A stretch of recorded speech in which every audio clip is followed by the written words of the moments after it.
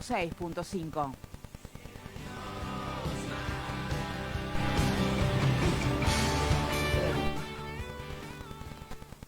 Estás escuchando Mundo Sur FM. Latinoamérica vive en Mundo Sur FM. Estás sentado tranqui en el sillón viendo el partido. Tu novia se acerca a la puerta de entrada y agarra las llaves para salir. Vos la ves de arriba abajo y le decís: ¿No está muy corta esa pollerita? ¿Estás segura de salir con amigas, no? Lo que hacemos sin pensar, empecemos a pensarlo. Argentina unida contra las violencias de género. Argentina Presidencia. Síguenos en Instagram, @MundoSurFM. Estamos vacunando contra el COVID-19. Desde el Estado Nacional garantizamos el acceso gratuito a las vacunas, principalmente para la población de riesgo y para quienes cumplen funciones definidas como estratégicas. Informate más en argentina.gov.ar/vacuna-COVID. Reconstrucción Argentina. Argentina Presidencia. Búscanos en las redes como @MundoSurFM. Están charlando en la oficina sobre el partido de la selección de ayer. Una compañera empieza a opinar sobre el lateral derecho que no subía mucho. La mirás y decís: Dale, ahora las minas son de té de fútbol, ¿no? Lo que hacemos sin pensar, empecemos a pensarlo. Argentina unida contra las violencias de género. Argentina Presidencia. Con el Plan Básico Universal, siendo beneficiario o beneficiaria, podés acceder a planes económicos y accesibles de telefonía fija, telefonía móvil, televisión por cable e internet en todo el país. Solo tenés que llamar a tu empresa proveedora de servicios. Exigilo, es tu derecho. Más conectados, más cerca. Conoce más en argentina.gov.ar/Plan Básico Universal. Estás escuchando la 106.5 FM Mundo Sur y vos.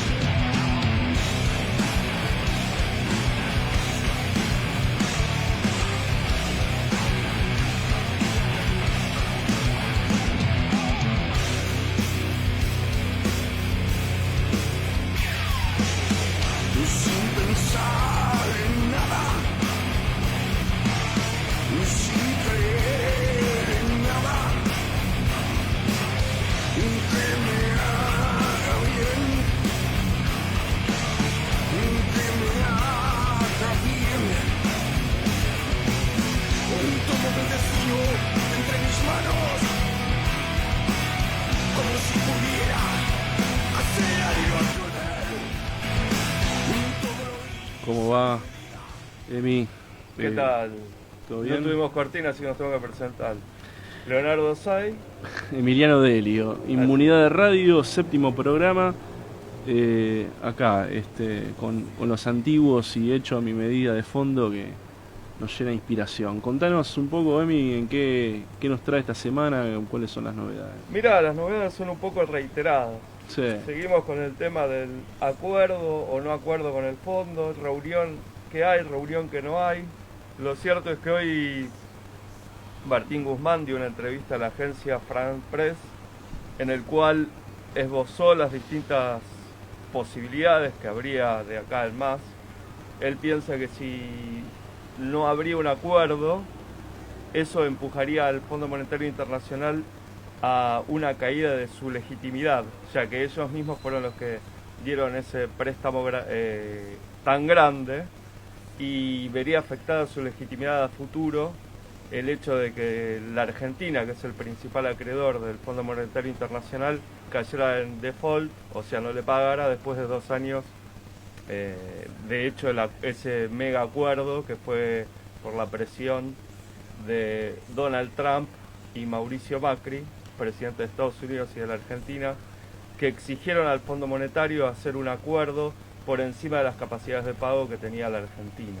Y bueno, el staff técnico, o sea, la gente como que sería carrera del fondo estaba en desacuerdo con hacerlo porque justamente los números no daban para hacer el acuerdo. Si hay un objetivo que cumplió Macri es lograr condicionar al gobierno posterior, ¿no? Exactamente, sí, es porque de hecho los pagos previstos en el acuerdo de 2018 entre el Fondo Monetario Internacional, que estaba conducida por la ex ministra de Economía del gobierno francés, Sarkozy, del gobierno conservador, que era Christine Lagarde, junto con el presidente Mauricio Macri y su ministro de Economía, Nicolás Dujovne, era precisamente hacer una suba muy abultada que es imposible de pagar. Lo cierto es que para devolver esa gran suma, que son 44.000 millones, que este año habría que devolver algo así casi como la mitad, que son 20.000 millones de dólares, que es el equivalente,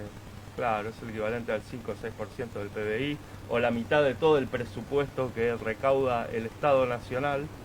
O sea que ahora justamente se está discutiendo sobre el déficit fiscal y eso. Bueno, lo que había firmado Macri era que este año había que devolver la mitad de todo el presupuesto que tiene la República Argentina. O sea, el presupuesto de todo el Estado Nacional tendría que devolverlo al Fondo Monetario. O sea que ya se sabía que era impagable. Entonces, bueno, ahora el ministro de Economía, Guzmán, está discutiendo dos aspectos para ver si se puede refinanciar esta gran deuda y hacer un acuerdo a 10 años mínimamente. Y las discusiones para llegar a este acuerdo son el tema de las sobretasas, que es una cláusula que tiene el fondo, que cuando mayor es la deuda, más tasa se cobra al país. Y bueno, precisamente lo que dice Guzmán es que eso es contraproducente, porque si un país está sobreendeudado, le cuesta más pagar y entonces tendría que pagar una tasa más alta, es más difícil todavía hacerlo. O sea que esto se calcula, estas sobretasas se calcula que serían 1.000 millones de dólares más por año que la Argentina tendría que pagar si llegara a un acuerdo tal como está establecido por la Carta Orgánica del Fondo. Y después otra de las discusiones es el tema del déficit fiscal.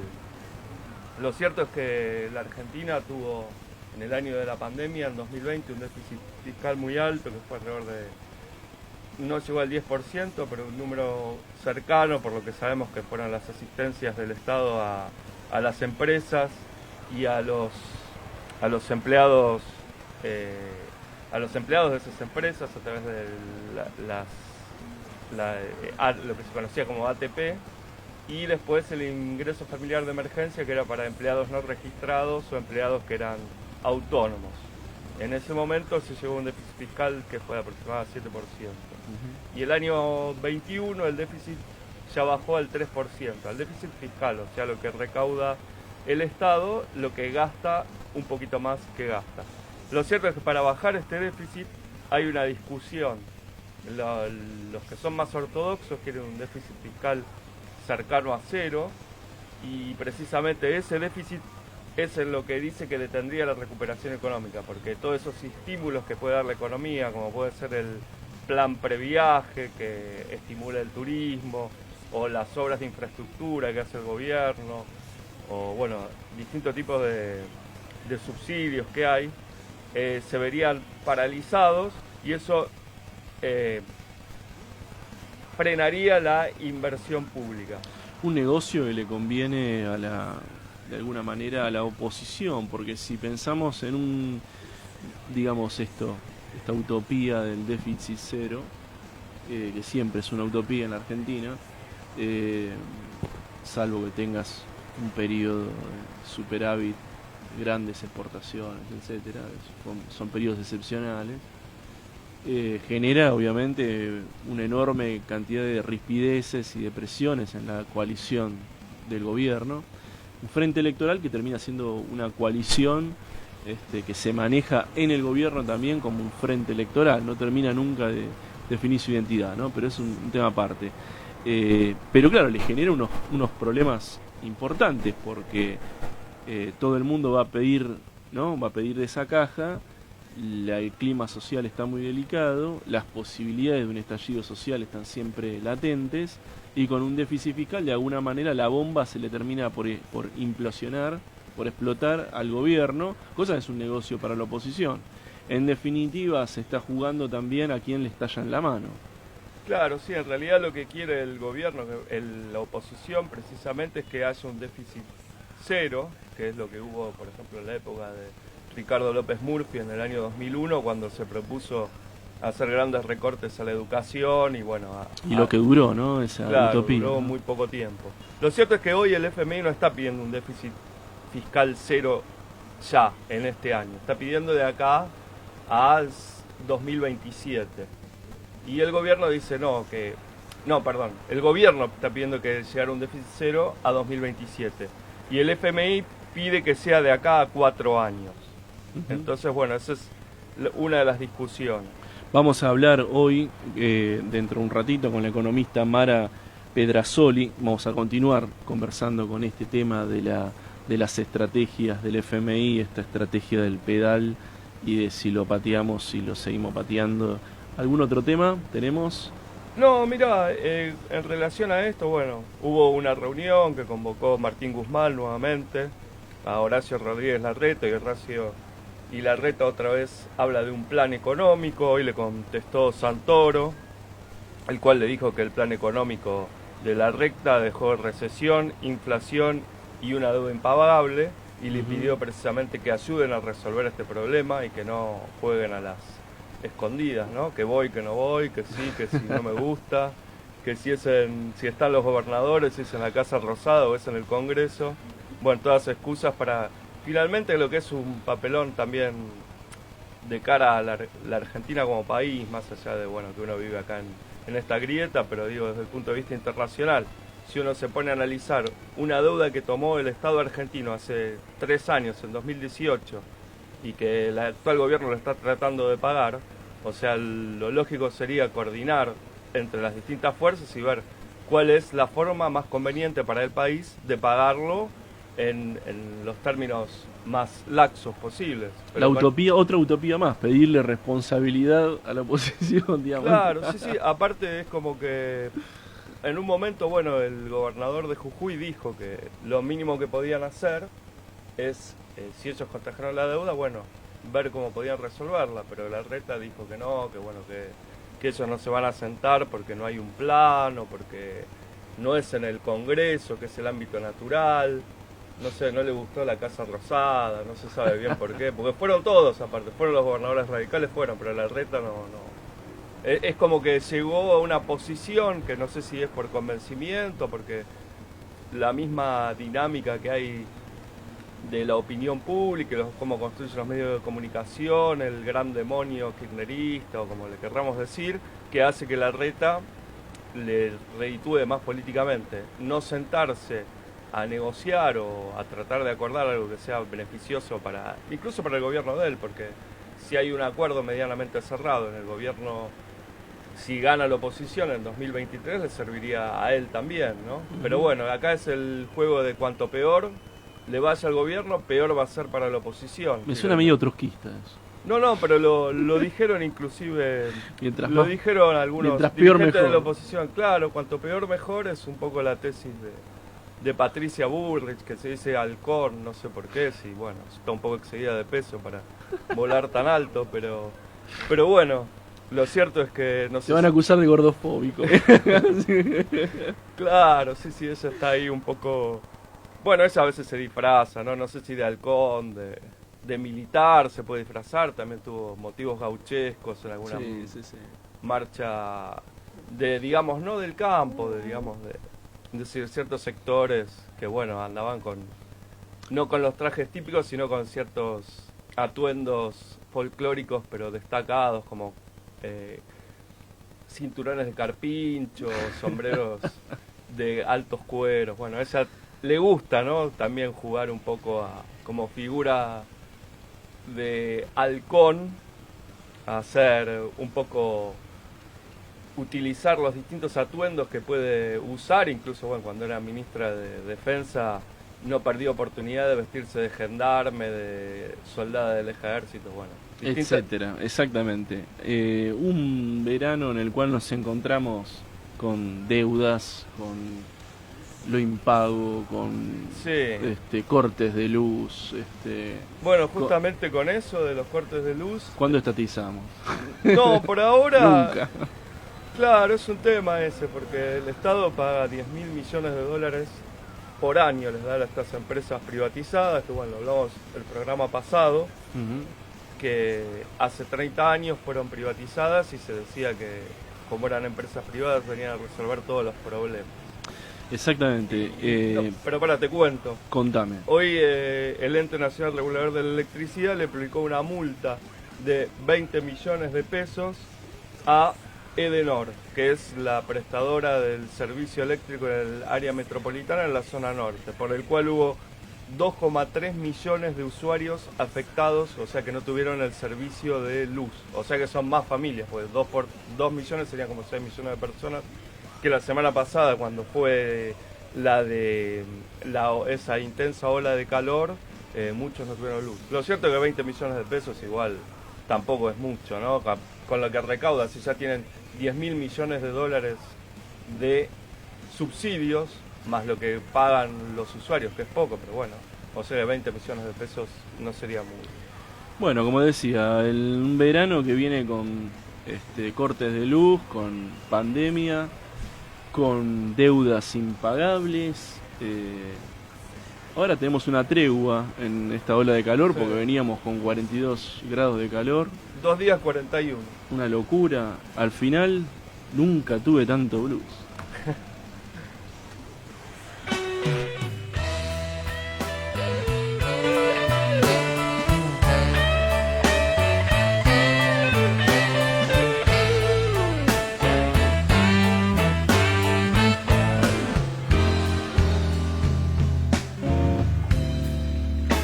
Yo no soy el tipo que vos estás buscando, nena.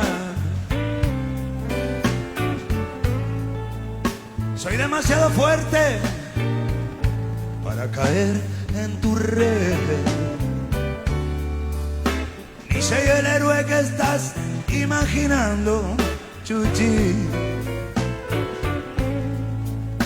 Soy tan débil que no te puedo proteger. Además, nunca tuve tanto blues como hoy.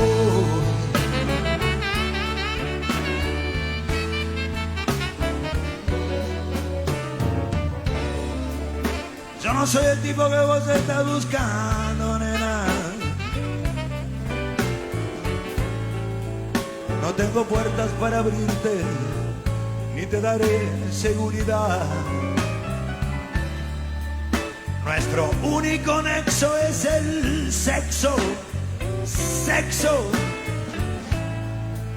Y el sexo sin amor no es sexo, no es amor, no es felicidad. Además, nunca tuve tanto blues como hoy.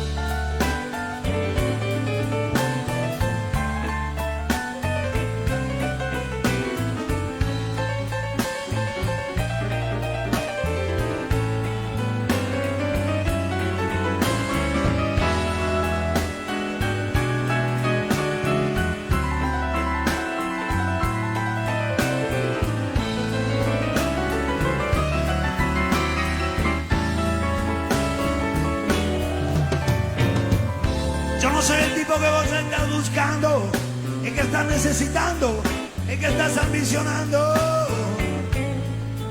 Tengo un pie en la mentira y otro pie en la verdad. Nunca pude, nunca quise, nunca supe ser un héroe, un superhéroe. No, yo no soy Pokémon, ni siquiera Superman. Además, nunca tuve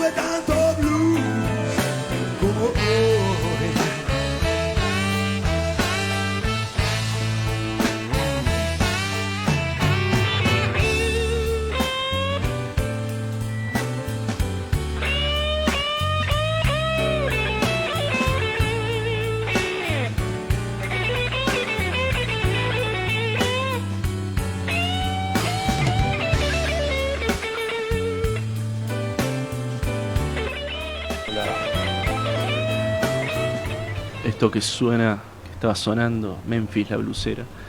¿Qué tenemos ahora de mí? Vamos a hablar sobre la ley de interrupción voluntaria del embarazo. ¿Te acordás que en diciembre de 2020 finalmente se aprobó en el Congreso de la Nación ley? Ese gran hecho histórico. Claro, que venían batallando de 2018 cuando no había podido ser aprobada, pero bueno, había quedado el tema en agenda. El presidente de la Nación, Alberto Fernández, se había comprometido en la campaña electoral a retomarlo y a enviarlo al Congreso. Lo cierto es que ese proyecto se envió y finalmente se aprobó. Y tenemos que ver qué es lo que pasó a un año y ya unos días más de la aplicación de esta ley. Lo cierto es que la cantidad de abortos que hubo en la mitad del 2021 fueron de 25.000. Si bien, bueno, estuvo un poco afectada el acceso a la salud por el hecho de que vivíamos en la etapa más alta de casos de coronavirus y el sistema de salud estaba un poco resentido precisamente por eso. Pero bueno, lo cierto es que ya al estar la ley y estar de alguna manera garantizado por el Estado esta posibilidad que tienen las mujeres de decidir tener o continuar con un embarazo o no, hizo que esta tasa de decisión de embarazos fuera mejor, ¿no? Porque de hecho la tasa de aborto fue de 3,2 cada 1.000 mujeres en la Argentina, que posibilita hacerlo de manera segura y no clandestina y supuestamente para todo el mundo, independientemente de la situación económica, ¿no? Porque...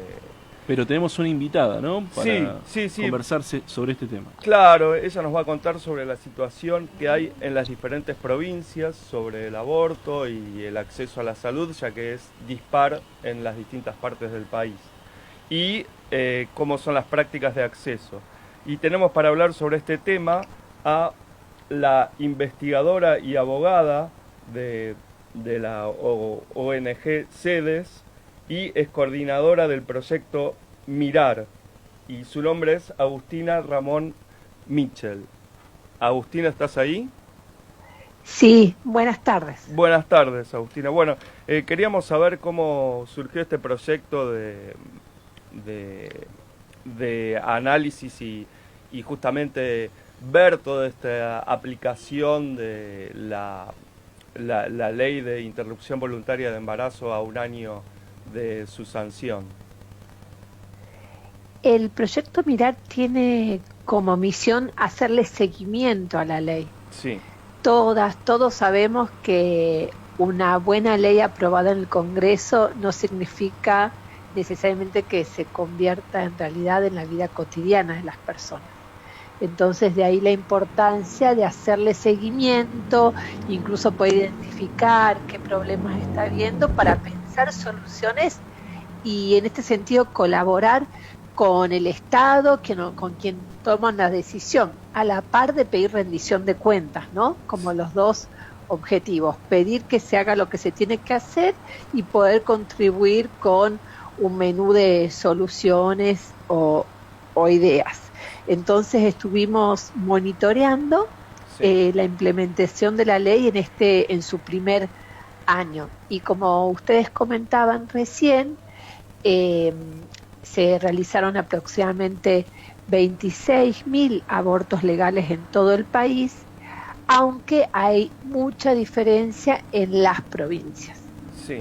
Cuando uno mira, por ejemplo, no quiero entrar en detalles estadísticos que pueden aburrir un poco, pero cuando uno mira la tasa de aborto legal entre las provincias, ve, por un lado, que provincias como la Ciudad de Buenos Aires o Tierra del Fuego, la ley se está implementando, es decir, este paradigma de tratar el aborto a partir de la legalidad, pensándola como una práctica de salud, está ocurriendo, sí.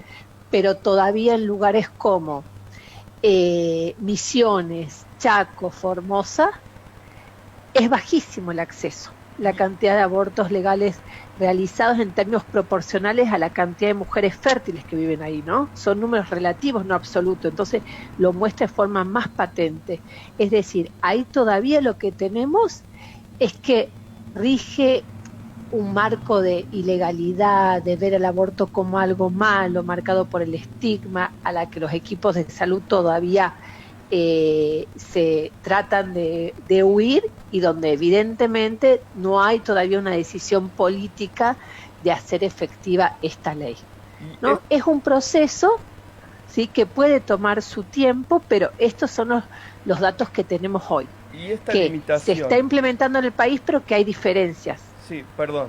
Y esta limitación sería por una cuestión de falta de información, de falta de la voluntad política de instrumentarlo. ¿Cuál sería la mayor limitación que ustedes están viendo en los distintos distritos por el cual las mujeres no pueden acceder a la decisión de, bueno, que sería hasta la 14ª semana de decidir con el embarazo o no? Es clave la información, sí. Dado que el aborto fue por tantos años algo ilegal, necesitamos campañas de comunicación que le acerquen a las mujeres esta opción, saber que no tienen que recurrir a un aborto inseguro en la clandestinidad, sino que pueden acercarse al sistema de salud. Estas campañas en algunos casos se están llevando adelante por organizaciones, ¿no? Amnistía Internacional, otra organización que se llama Socorristas está haciendo campañas, pero también los gobiernos provinciales podrían hacer lo suyo. Entonces vos mencionabas por qué pasa que hay tan poco acceso en algunas provincias. ¿Es por voluntad política o falta de información? Y yo te diría ambas. Claro. Está la falta de voluntad política de que las mujeres conozcan que este es su derecho. Y porque la experiencia nos muestra, como ustedes saben, antes de esta ley el aborto ya estaba permitido en casos de peligro para la salud, con la mujer el embarazo es resultado de una violación. Sí. Y ya había equipos de salud trabajando en estos. Entonces, y esto se logró con mucha capacitación y una bajada de línea por parte de los ministerios de salud de decirle: acompañamos a los equipos de salud. Acá tienen los insumos, acá estamos cualquier duda. Entonces, a ese tipo de voluntad política también me refiero, a que desde los ministerios de salud provinciales haya una línea no ambigua acerca de que el aborto legal es parte de las políticas de salud. Y las provincias que hay menos acceso, de acuerdo, yo estuve leyendo el informe que ustedes elaboraron, son las del noreste de la República, ¿no? Sí. Formosa, Misiones. Sí. ¿A qué se debe Absolutamente. eso? ¿A qué se debe que son esas provincias justamente? Porque, bueno, no así en las del noroeste o, bueno, del oeste tampoco, ¿no? ¿Por qué sería en esa zona la que tiene mayor desinformación? Y también uno podría asociarlo a capacidades estatales y también a la propia sociedad civil, sí. A la menor transparencia, porque, por ejemplo, las provincias del noroeste, como Tucumán, Salta y Jujuy, avanzaron bastante en términos relativos, sí. De la mano de tomadoras de decisión en los ministerios de salud, pero también ONGs, redes de profesionales que conjuntamente o a veces disputando entre ellos hacían avanzar la práctica, porque se discutía, porque había reuniones, había capacitaciones, hubo casos con resonancia pública, mientras que en el noreste todo está todavía un poco más opaco.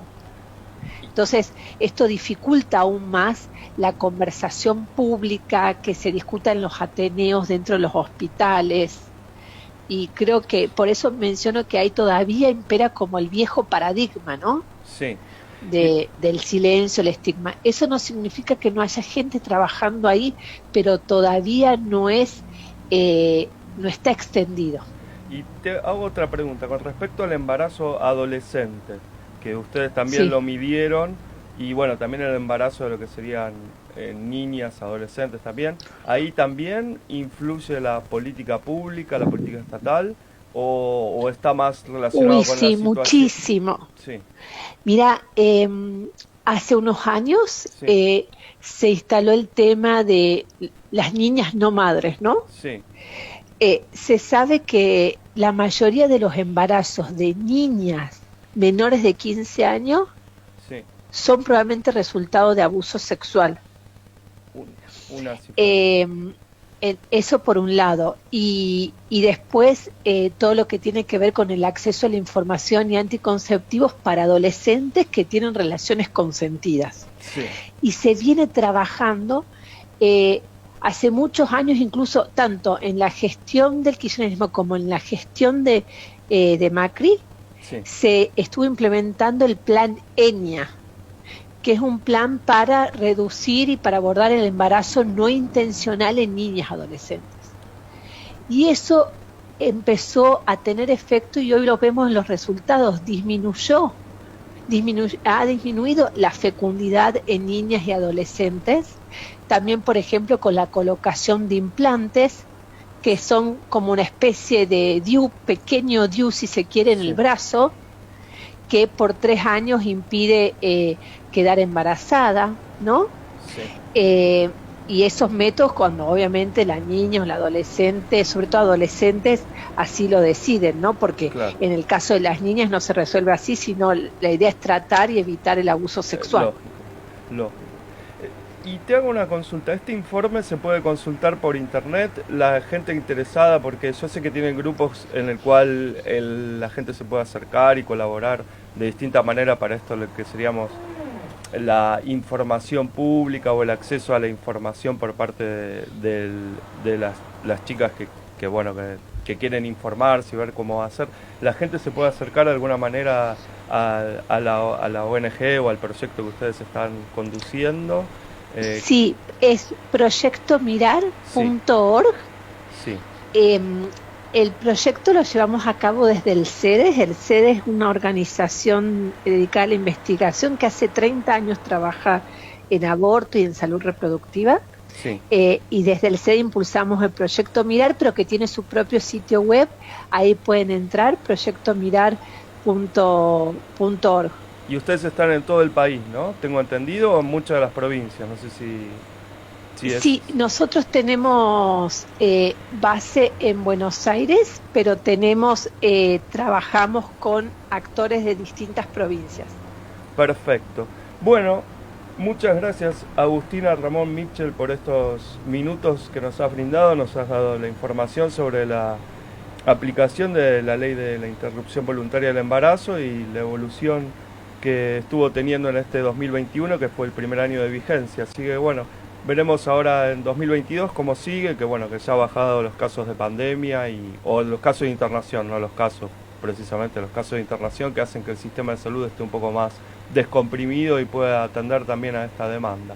Así que te vamos a volver a estar llamando seguramente para cuando hagan el informe de este 2022. Muchas gracias. Muchas gracias a ustedes. Bueno, la entrevista del día de hoy sobre la marcha, ¿no?, de la aplicación de la IVE y si estamos hablando de estigmatizaciones, las Ribotriller tienen muchas cosas que contar.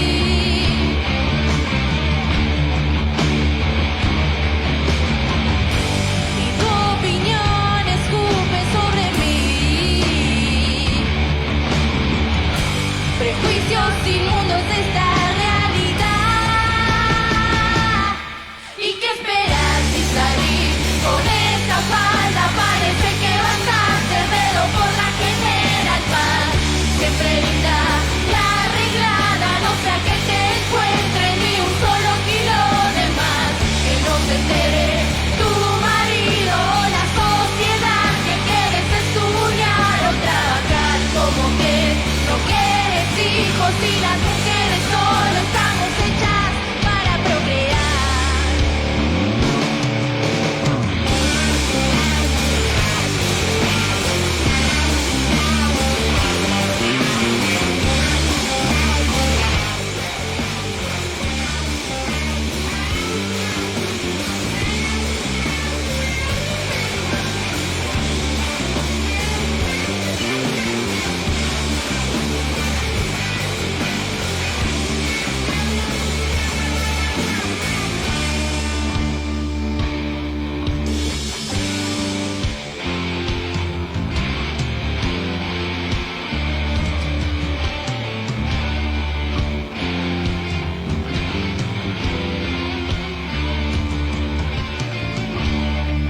Escuchame una cosa, nena. ¿Vos pensás venir así vestida a las 11 del día de la noche? ¿Estás en pedo, flaca? Pues venís y, ay, que me gritaron, que me violaron. Al final te lo buscaste, vos igual que todas, putas de mierda. Deja de mirarme, deja de mirarme, deja de acosarme, tus ojos sobre mí. ¿Y qué esperas sin salir con esa falda? Parece que vas a hacer dedo por la General Paz. Ya arreglada, no sea que te encuentre ni un solo kilo de más.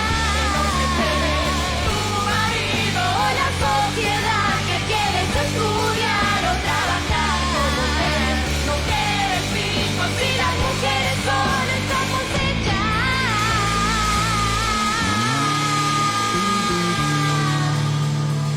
para procrear.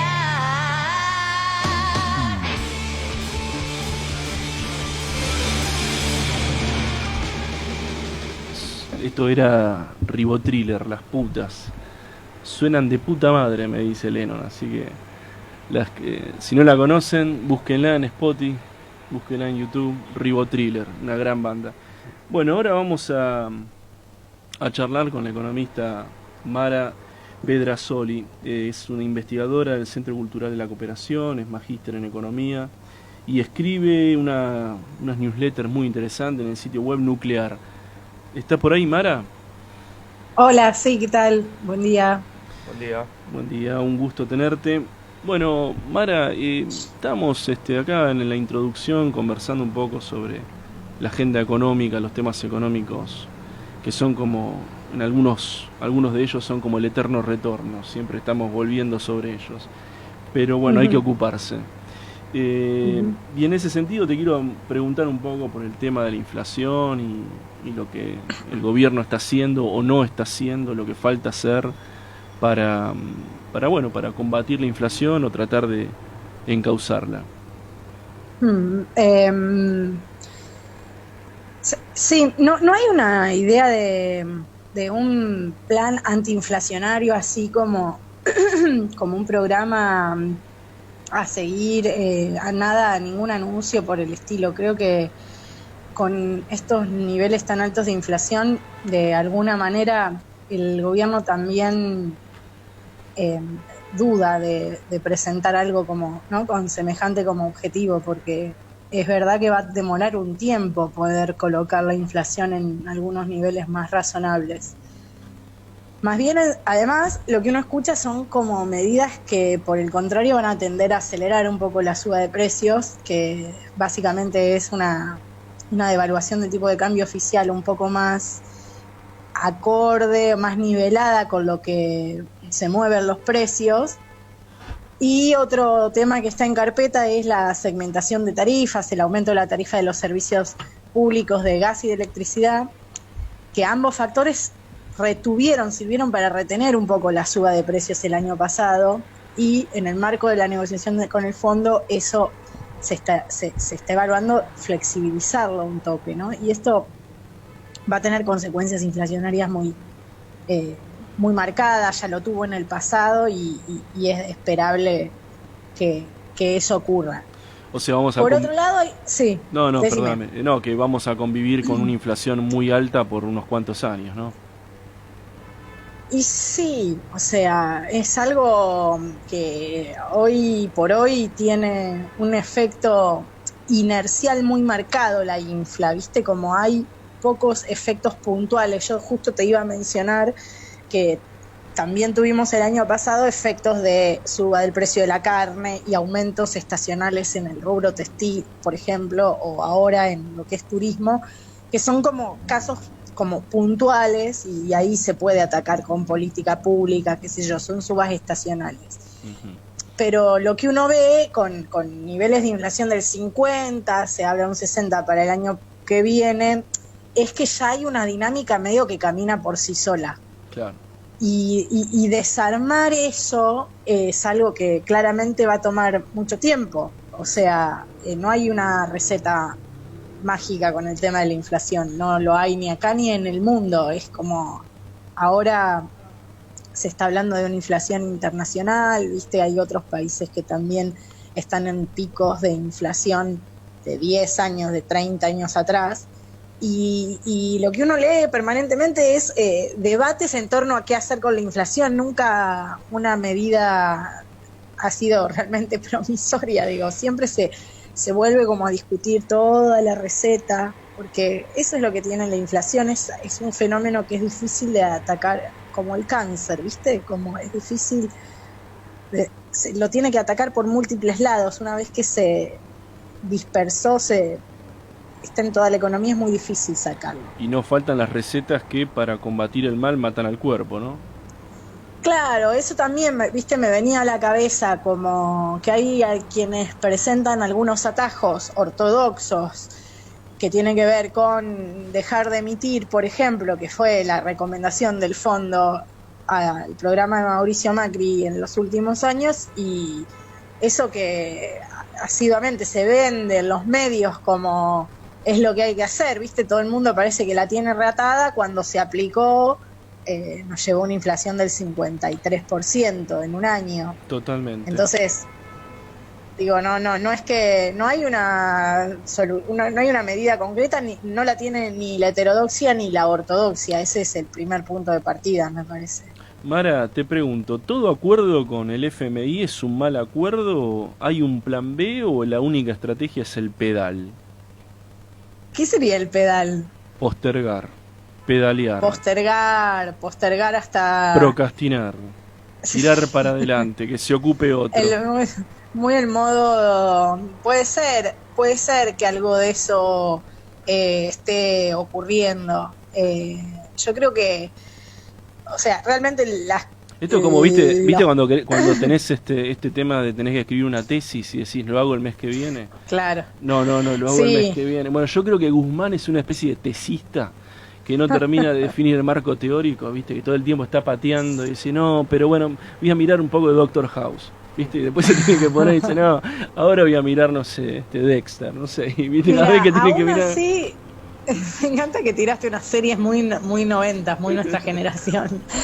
Yo creo que Guzmán es de las mejores cartas que tenemos para hacer lo que hay que hacer ahora, que es una reestructuración de deuda soberana, no solo porque es un especialista en la materia, sino porque tiene sus conexiones en Estados Unidos. Digo, vos me vas a decir, no dio sus frutos. Y es verdad eso también.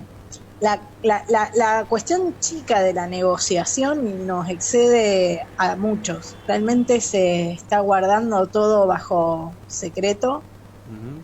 Y lo que uno vio fue la semana pasada un giro que hace el gobierno, que es como develar ciertos puntos de desacuerdo que básicamente tienen que ver con el ritmo de ajuste fiscal, o sea, y un poco con cómo podría ser el esquema de un fondo que condicione ciertos desembolsos a que vos cumplas con algún programa macroeconómico acordado, ¿no? Esas dos cuestiones, cuánto vas a ajustar en materia fiscal y cuáles van a ser tus compromisos macro, son condicionalidades a la política económica que no nos ayudan en este momento, porque lo que uno querría ver este año es un Estado realmente muy presente y metiendo mucha guita en la economía, porque todo el fenómeno rebote post-pandemia se va a disolver en el 2022. No vamos a tener una economía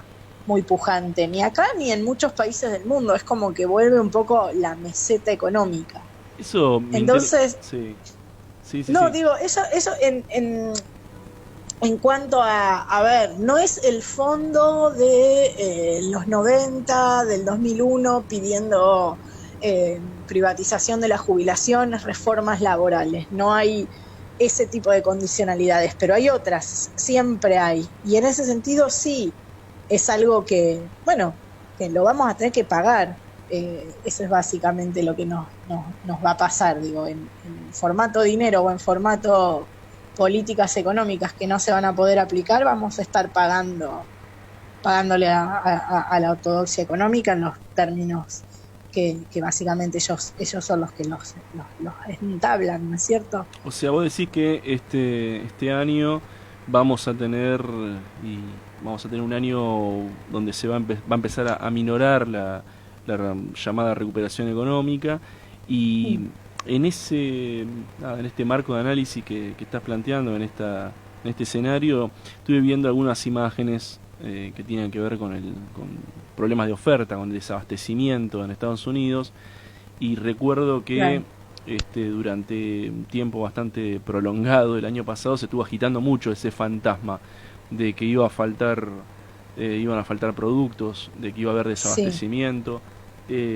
Eso yo por lo menos no lo percibí, no lo vi, y te quería preguntar si vos ves que ese problema existe en la Argentina, que en un sentido estructural, o son cuestiones de coyuntura. Sí, es verdad lo que planteás, o sea, acá apareció como un fantasma medio venezolano, ¿no es cierto? Cuando se empezaron a discutir los controles de precios, ¿no? Renovar ciertos programas que buscan establecer precios de referencia. Eso no ocurrió, no fue lo que vivenciamos. También es verdad que tampoco tenemos las góndolas repletas de los productos de precios congelados. Exactamente. Pero no tenemos un fenómeno masivo de desabastecimiento, ni mucho menos. Eso se conjuga, como vos decís, con imágenes que sí vimos, y que es lo llamativo que ocurrió el año pasado, más o menos a mediados del año pasado, que tiene que ver con esto que mencionábamos antes, de una inflación que se empieza a acelerar en países del mundo en donde no tienen este tipo de problemas, porque tienen todo lo que es la cadena de suministros perfectamente balanceada, digámosle, ¿no? Todo las lógicas de producción de grandes cadenas tipo Amazon en logística, todo lo que tiene que ver con la distribución de combustibles, con lo que son semiconductores, chips, ¿no? Todo lo que tiene que ver con la tecnología que funciona muy just in time.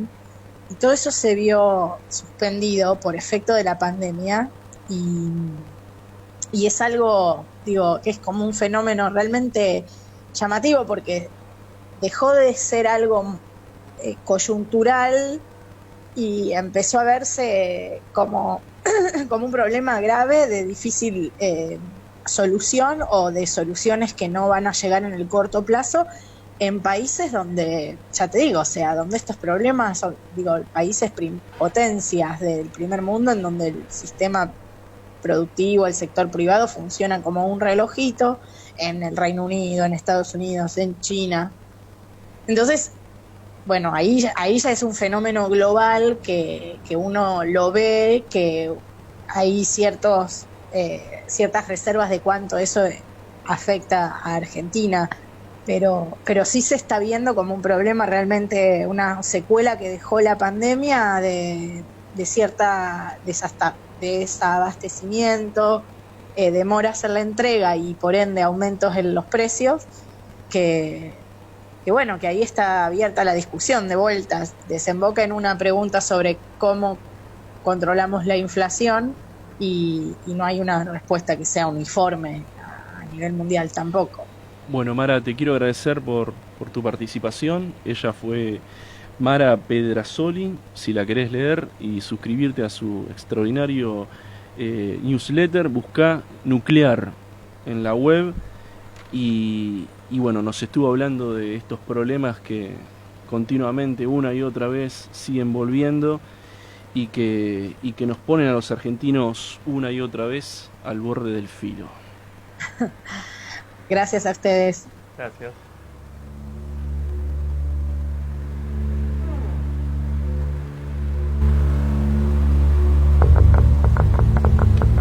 No, saludaba porque...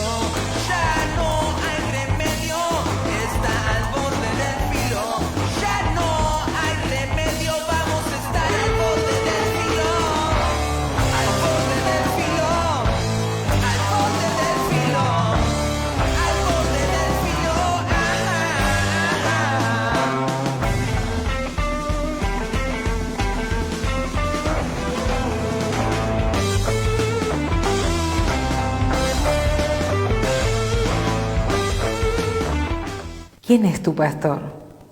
¿De quién sos oveja? ¿De la ciencia? ¿De una fe? ¿De una ideología política? ¿Quién te conduce? ¿Un ídolo musical? ¿La tecnología? Esto es inmunidad de rebaño. La protección de las ovejas es el orgullo de la pertenencia. La protección de las ovejas, la protección de las ovejas. Columna de rock, cultura rock. Hoy ¿Hay tenemos, ovejas ahí? Hay muchas ovejas, sí. Hay ovejas negras también. Escúchame, Lennon, ¿qué trajiste hoy para trabajar y para escuchar? Buenas tardes, primero que nada a todo el mundo. Hoy traje para hablar de una banda que fue quien puso los cimientos de un género musical y porque mucha gente hoy en día tiene mucha repercusión, pero se sorprenden. Porque uno asocia al punk rock los orígenes, Reino Unido, las bases allá. English. Pero cuando uno salta, se te hace una reunión, pero no, el punk rock nació en Perú, en los años 60. Mira. Más de uno te va a mirar y decirte de qué habla, Totalmente. por qué. Sí. Bueno, y la banda en cuestión... Así de colonizados estamos. Totalmente. La banda en cuestión es Los Saicos. Los Saicos. Que son del distrito de Lince, Lima, Perú. De los años 60. Se formaron de una manera media azarosa porque eran jóvenes, en el año 60 en Perú, como digo. Y una tarde faltan en el colegio, dos de los integrantes de la banda. Y un tercero se van a una plaza a tocar, con uno cantando sin instrumento y otro con unos palitos haciendo contra el piso de batería, improvisando totalmente música, la música de ese momento, ¿no? Se le acerca un tercero que los vio tocar y empezaron a hablar de música, pegaron onda y quedó la amistad de tres jóvenes en el año 60 en Perú.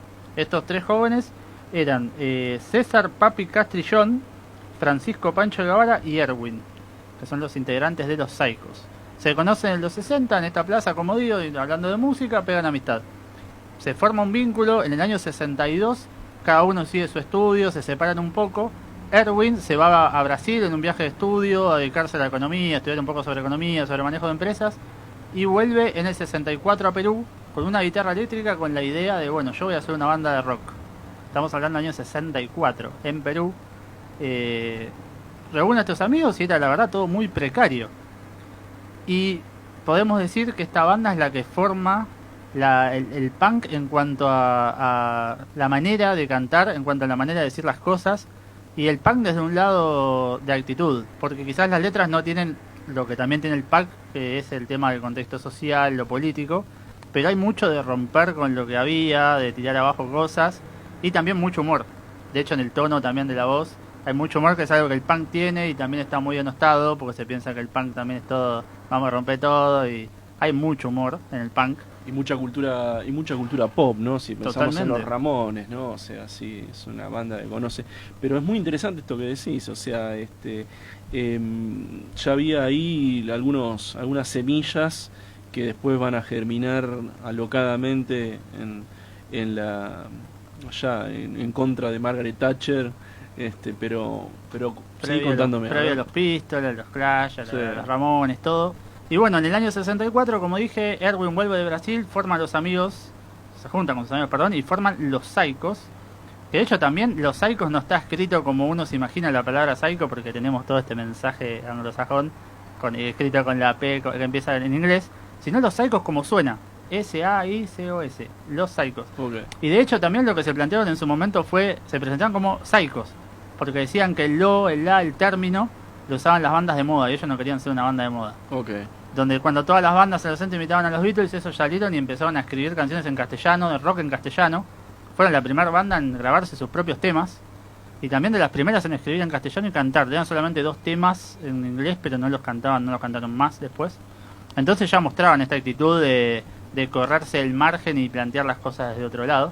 Y no eran imitadores de los Beatles así con Exacto, el y bueno, fue tal historia. el boom que tuvieron en Perú en esos años, que era totalmente una rareza total, que los empezaron a llamar a la tele. Tuvieron 2 presentaciones y los convocan a la televisión. Y un dato que me llamó mucho la atención es que el canal 9 del Perú tenía un programa a la tarde y ellos una vez por semana tenían un segmento que era el show de los Psychos, donde tocaban media hora una vez por semana en televisión. ¿Una vez por semana? ¿Toda la semana? Todas las semanas, cada media hora. Ah, muy interesante. Eso también es de lo que había pegado la banda, porque la gente era... Esto es raro, lo quiero ver. Sale totalmente de molde de lo que había en esa época. Así que esto también me pareció algo grosso que me llamó la atención, la verdad, el dato, porque estaba leyendo, investigando y me pareció muy loco que, como digo, esta banda tenga esa repercusión en esos años. ¿Y vos lo vinculás más al tema de que era un perfil punk por el tipo de letras o por el tipo de música? Yo creo que las 2 cosas. Primero, por la disrupción. El punk es totalmente disruptivo. Primero, eso es lo principal. También un tema de actitud, porque no se casaban con nada y eran como el romper con lo establecido que cantaba Piltrafa, acá 20 años después. Tenía mucho de eso y creo que esa es la actitud punk. Claro. De hecho, es el mensaje después de los grandes exponentes del punk, de Joey Ramón, es uno, que el punk es diversión y es sentimiento. Sea cual sea tu sentimiento, pero hay mucho sentimiento atrás y hay algo que decir.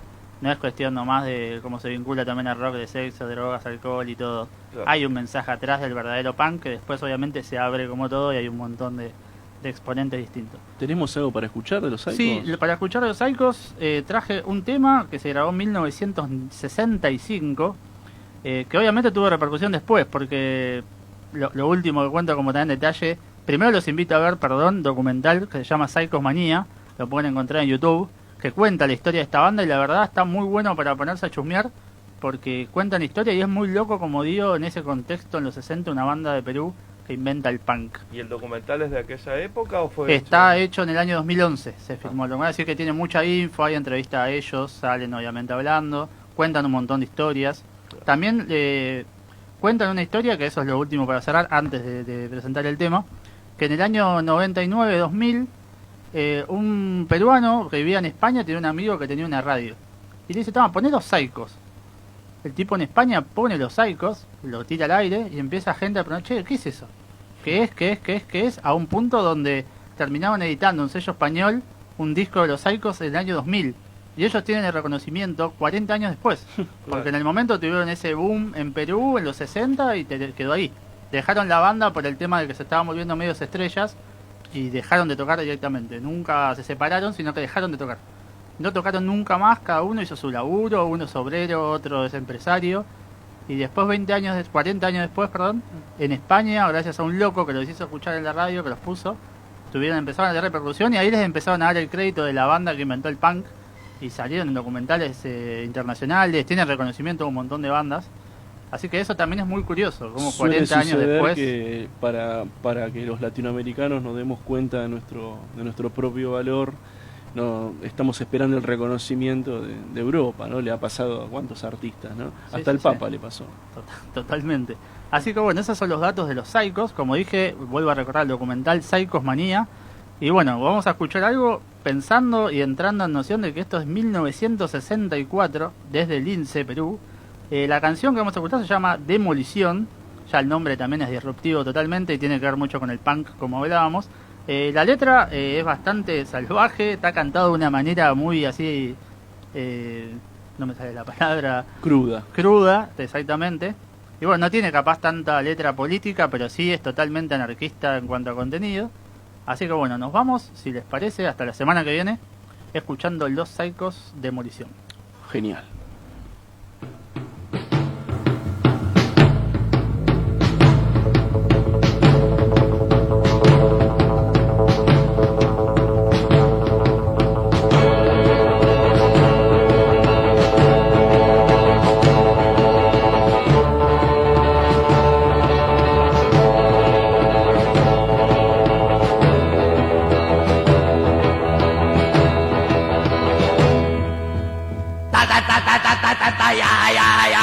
Echemos abajo la estación de tren, echemos abajo la estación de tren, echemos abajo la estación de tren, echemos abajo la estación de tren, demoler, demoler, demoler, demoler, echemos abajo la estación de tren, demoler, demoler la estación de tren, demoler, demoler la estación de tren.